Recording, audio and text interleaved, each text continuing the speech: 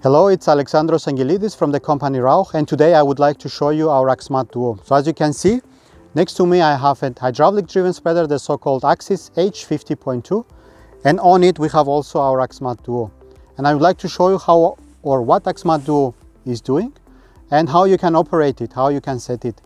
So first of all, about AXMAT Duo, we have in total 54 radar sensors, 27 on each side of the machine, and these radar sensors actually detecting the deviation of your spreading pattern from the desired position. You have an optimum spreading pattern, and the AXMAT Duo detects the deviation from this optimum and corrects this automatically on the field, so that you have always a perfect result, a perfect even distribution of the fertilizer on the field.